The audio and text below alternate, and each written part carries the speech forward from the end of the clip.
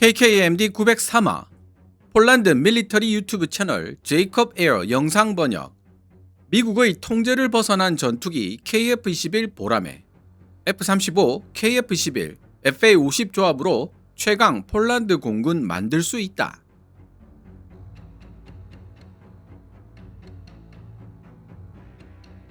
KF-21 보라매와 F-35 라이트닝2는 기체 형상과 주익 배치, 최신 항전 장비 등에서 일견 비슷해 보인다.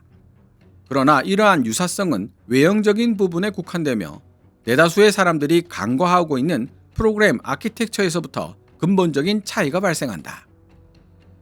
F-35는 처음부터 독립된 플랫폼이 아니라 통합된 생태계로 설계되었다.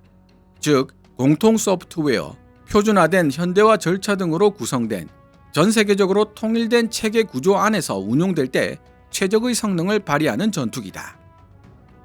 반면 한국의 엔지니어들은 처음부터 미래 운용자가 기체의 성능 개량 속도, 무장 통합, 후속 버전 개발에 직접 영향력을 행사할 수 있어야 한다고 전제했고, 의도적으로 블럭 방식의 단계적 개발 모델을 채택했다.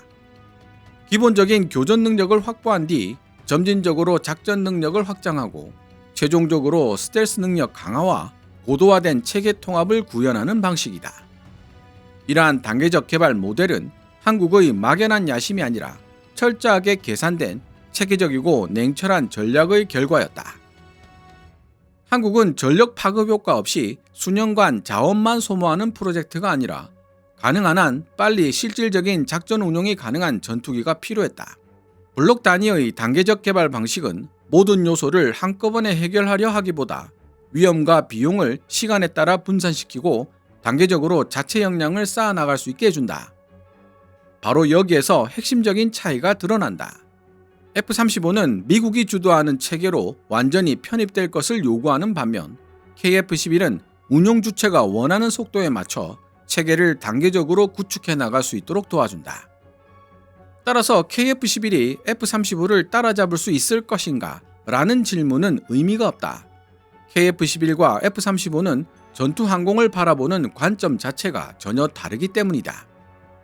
이러한 차이점은 어떤 나라들이 KF-11을 필요로 하는지, 그리고 일부 국가들이 무슨 이유로 KF-11을 주의 깊게 지켜보기 시작했는지를 이해하는 핵심 요소가 될 것이다. 한국형 전투기 KF-11은 처음부터 특정한 유형의 국가들, 예를 들면 현재 F-16, FA-18, 미그-29를 주력으로 운용하고 있는 국가들을 염두에 두고 개발되었다. 이러한 국가들에게 있어 5세대 전투기 체계로의 완전한 전환은 막대한 인프라 구축 비용과 훈련 부담, 그리고 F-35 같은 단일 시스템에 대한 장기적인 종속을 의미한다. 그러나 KF-11은 이러한 국가들에게 전혀 다른 대안 모델을 제시한다. 공개 자료에 따르면 KF-11 보라매의 대당 가격은 블락 1 기준 약 8,300만 달러, 블락 2는 약 1억 1,200만 달러로 추정된다. 비교를 위해 F-35 라이트닝2의 자료를 살펴보면 가격대는 약 8천만 달러에서 1억 달러 사이로 형성되어 있으나 장비를 모두 갖춘 완전 형상 F-35의 경우 이보다 상당히 높게 책정된다. 이는 제한된 예산을 지닌 국가들에게 매우 중요한 요소인데 KF-11은 적절한 운용 유지비로 전투 역량을 유지시켜 줄 뿐만 아니라 비용을 장기간에 걸쳐 분산시킴으로써 일시불 도입에 따른 리스크를 줄여주기 때문이다. 한국은 협력국들의 전투기의 생산, 정비, 후속 개발에 참여할 수 있는 기회를 제공한다. 이는 단순히 제품을 구매한 뒤 사용하는 구매 후 운용 모델이 아니라 함께 참여하고 발전시키는 참여형 개발 모델이다. KF-11은 최첨단 기술의 정점에 서고자 하는 국가들을 위한 전투기가 아니라 향후 30년간 전략적 종속 없이 전투 능력을 유지하려는 국가를 위한 전투기다. 이러한 맥락에서 매우 중요한 질문이 하나 제기된다. 그렇다면 폴란드 관점에서 KF-11 보라매 프로젝트는 무엇을 의미하는가? 2025년 6월 말 상징적이면서도 중대한 의미를 지닌 사건이 있었다. 폴란드 공군 조종사 출신이자 감찰관인 이레네우스 노박 준장이 폴란드인으로서는 최초로 KF-11 보라매 복자형에 탑승하여 비행했다. 이는 현재 진행 중인 기체평가 프로그램의 일환으로 폴란드는 다른 후보 기종들과 KF-11을 실질적으로 비교할 수 있는 기회를 얻게 되었다. 폴란드 내부에서 오랫동안 반복되어 온 논의 주제는 구매의 타당성이 입증될 경우 폴란드가 단순히 고객을 넘어 산업 파트너로서 KF-11 사업에 참여할 수 있는지 여부다. 이는 폴란드가 완제품을 구매하는 데 그치지 않고 향후 등장할 KF-11 블락3 개발에 영향력을 행사할 수 있는 역량을 확보한다는 점에서 매우 중요하다. 개인적으로 KF-11 보람에는 폴란드 공군력의 세 가지 핵심 축 중 하나가 될 수 있다고 본다. F-35는 주력 스텔스 전투기 체계로 운용하고 F-50은 전력을 신속하게 보강하기 위한 기종으로 활용하며 KF-11은 폴란드의 자체적인 결정과 자원을 통해 지속적으로 발전시킬 수 있는 플랫폼으로 만들자는 것이다. 이것이 바로 폴란드 관점의 핵심이다. 이는 미국을 모방하거나 경쟁하려는 것이 아니다. 단순히 모든 전력들을 일괄적으로 한데 묶어두는 것보다는 서로 다른 능력을 지닌 전력의 축들을 구축하는 편이 폴란드의 안보를 강화하는 데 도움이 된다. 모든 상황에 해법이 될 수 있는 만능 전투기는 없으며 KF-11 역시 예외는 아니다. 다만 전력을 몇 가지 축으로 나누어 다변화시키는 것은 그 역량을 분산시키지 않을 때에만 의미가 있다. 신형 전투기 도입이 늘어날수록 별도의 조종사 훈련, 개별적인 군수 지원, 부품, 절차, 인증 체계가 각각 별도로 필요해지기 때문이다.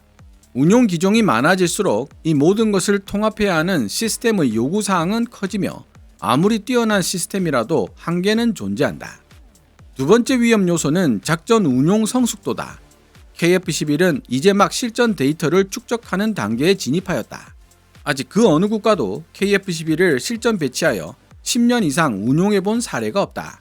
또한 긴박한 상황에서 강도 높은 작전 운용 이력도 확보하지 못한 상태이다. KF-11 도입 같은 국책 사업에 있어 가장 큰 위협은 전투기 자체의 결함이 아니라 국가가 추진력을 잃고 해당 사업을 우선순위에서 배제하는 순간이다. 폴란드가 KF-11 사업에 참여한다는 것은 개발 위험의 일부를 함께 분담한다는 사실을 의미한다. 문제가 발생했을 때 그 부담을 대신 짊어져 줄 외부 보증인은 존재하지 않는다. 기술 확보, 성능 개량, 그리고 군수 지원에 관한 모든 결정은 곧 국가적 차원의 결정이 된다. 지금까지 언급했던 두 가지 위험 요소들은 KF-11 도입을 반대하는 근거가 아니라 반드시 고려해야 할 경계 조건에 가깝다. 폴란드 관점에서 KF-11을 바라보며 개인적으로 한 가지 기대가 있다. 그것은 특정 전투기 자체에 대한 기대가 아니라 폴란드가 나아갈 방향에 대한 기대다. 앞으로 폴란드는 더욱 과감하게 전력 다변화를 추진해야 할 필요가 있다. 이는 특정 무기 체계에 결함이 있어서가 아니라 단일 솔루션에 모든 것을 의존하기에는 세계 정세가 너무나도 불안정해지고 있기 때문이다. 항공전력의 다변화는 운영상 여러 불편함을 제공하지만 위기 상황에서 우수한 회복 탄력성을 보장한다. 그리고 이러한 회복 탄력성은 상황이 정말로 긴박해졌을 때 비로소 그 진가를 발휘하게 된다. 한국형 전투기 KF-11 보라매가 흥미로운 이유는 바로 여기에 있다. 단순히 또 하나의 무기 체계를 도입한다는 의미를 넘어 폴란드가 미국이라는 단일 공급원이나 단일 경로 프레임에서 벗어나 더욱 폭넓은 관점에서 안보적 사고를 하고 있다는 신호이기 때문이다. KF-11 프로젝트가 최종 선택되더라도 어느 정도의 규모로 진행될지는 알 수 없다. 그러나 한 가지 확실한 점은 우리가 합리적인 전력축을 더 많이 구축할수록 위기 발생 시 성급한 의사결정에 빠지는 위험을 줄일 수 있다는 사실이다.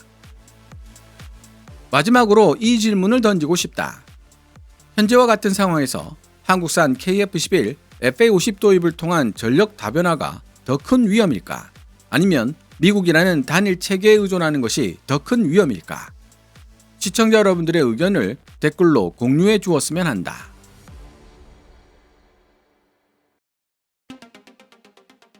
지금까지 폴란드 밀리터리 채널 제이컵 에어가 2026년 1월 12일에 게재한 영상 내용을 번역해 보았습니다. 현재와 같은 상황에서 한국산 KF-11, FA-50 도입을 통한 전력 다변화가 더 큰 위험일까? 아니면 미국이라는 단일 체계에 의존하는 것이 더 큰 위험일까? 라는 제이콥 에어의 질문에 대해 폴란드 네티즌들은 어떻게 답했을지 궁금하지 않으십니까? 그래서 폴란드 네티즌들의 답글을 유형별로 좋아요가 많은 순으로 정리해봤습니다. 결론부터 말씀드리자면 KF-21 보람의 구매에 찬성하고 대한민국과의 협력을 확대하여 폴란드 주권을 보호하고 공군 전력을 미국 일변도가 아닌 다변화시켜야 한다는 의견을 보여주는 댓글들이 압도적인 다수를 차지하고 있으며 따라서 KF-21 보라매의 미래는 매우 희망적이라는 생각이 듭니다. 강력하게 찬성한다.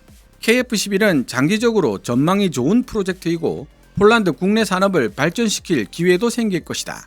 게다가 조달 다변화는 요즘 같은 시기에 분명한 장점이다. 좋아요 67표. 폴란드가 KF-21 보라매 전투기를 구매해야 할 것인가에 대해 적어도 한 가지는 확실하다.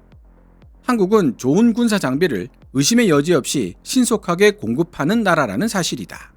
좋아요 52표. 미국에 대한 의존도를 조금이라도 낮출 수 있도록 KF-21 구매에 찬성한다. 좋아요 48표.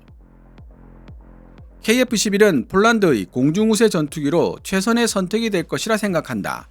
미티어와 통합된 블락1만으로도 충분히 공중우세를 달성할 수 있기 때문이다. 게다가 필리핀이 2027년에 KF-21을 도입할지도 모른다는 이야기도 있다. 좋아요 44표. KF-21 보라매를 도입하는 것은 폴란드의 이익에 전적으로 부합한다. 중간 수준의 가격으로 빠른 인도까지 가능하고 오픈 아키텍처라 레이더, 항전 장비, 하위 시스템을 손쉽게 업그레이드할 수 있다. 성능 면에서도 F-16이나 그리펜, 유로파이터, 라팔보다 우수하다고 주장할 근거가 있다. 추력 대비 중량비가 F-22와 매우 유사하며 2026년을 기준으로 했을 때 4.5세대 전투기들 중 가장 강력한 스텔스 능력을 지닌 기체라고 생각한다. 또한 가까운 미래에 완전 스텔스 전투기인 KF-21EX로 업그레이드될 가능성이 있으며 무인기를 통합하고 지휘할 수 있는 복자형도 존재한다. 부수적으로 복자형 KF-21은 훈련용으로도 쓰일 수 있으며 최근에는 복자형 KF-21로 전자전기 KF-21EA를 개발할 가능성까지 대두되고 있다. 좋아요 27표. 자체 무기, 국내 생산시설, 자체 탄약. 이것이 주권국가 폴란드의 모습이다. 좋아요 26표. 한국과 폴란드의 우정 및 동맹이 영원하길 바랄 뿐이다. 좋아요 25표. 한국의 항공우주 산업 수준은 이제 항공기부터 로켓까지 모든 분야를 자체 생산할 수 있는 수준에 도달했다. 좋아요 18표. 미국 F-15EX와 한국 KF-21을 둘 다 도입해야 한다고 생각한다. F-15EX와 KF-21은 서로를 대체할 수 있는 기종이 아니다. 두 기종은 맡은 역할이 다를 뿐 아니라 둘 다 우리 군에 필요한 자산이다. 그리고 그 어떤 동맹국이든 미래 어느 시점에 우리를 외면할 가능성이 0%라고 장담할 수는 없으니 무기체계의 다양성, 즉 전력 다변화는 반드시 필요하다. 좋아요 8표. KF-21 구매에 찬성한다. KF-21은 폴란드 공군의 기술 접근권을 보장하고 향후 국내 생산 및 추가 개량까지 가능할 수 있다. 반대로 미국 전투기를 추가 구매하게 되면 정치적 종속의 정도가 필요 이상으로 과도해질 것이다. 미국은 이미 전투기를 통해 정치적 압력을 행사한 적이 여러 번 있었고 터키의 F-35 도입 문제나 F-16 개량 사례가 좋은 예라고 할 수 있다. 또 다른 대안으로는 JAS-39 그리펜 EF 정도가 있다고 본다. 좋아요 6표. KF-21을 완전히 미국과 무관한 독립 프로젝트라고 보기는 어렵다.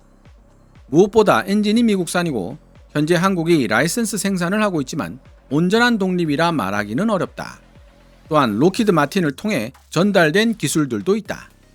실제로 한국은 더 많은 기술 이전을 원했지만 미 국무부가 거부한 부분도 있다는 점을 기억해야 한다. 하지만 그렇다고 하더라도 100% 해외 기술에 의존해야 하는 전투기보다 50에서 70%라도 자국 통제가 가능한 전투기 시스템을 보유하는 것이 분명 더 나은 선택이다. 다만 미국으로부터 완전 독립이라는 표현은 과장되었다는 점을 지적하고 싶다. 좋아요 6표. 폴란드는 F-35와 F-16에 더해 세 번째 전력축으로 KF-11을 고민해 볼 수 있다. KF-11은 매우 좋은 선택지처럼 보이지만 완전히 성숙한 기체의 모습과 능력은 몇 년 뒤에나 확실히 드러날 것이다. 따라서 그 세 번째 축 후보로 KF-11, 그리펜 E, F-15EX 같은 옵션을 함께 검토해 볼 만하다. 좋아요 6표.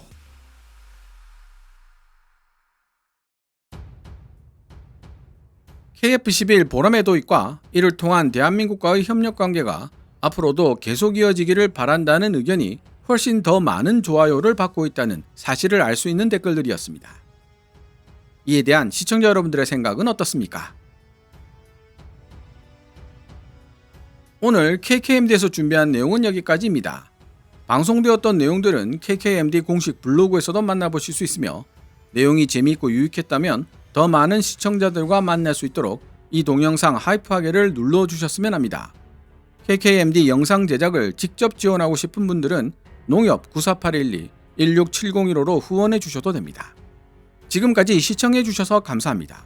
케빈즈 밀리터리 채널 KKMD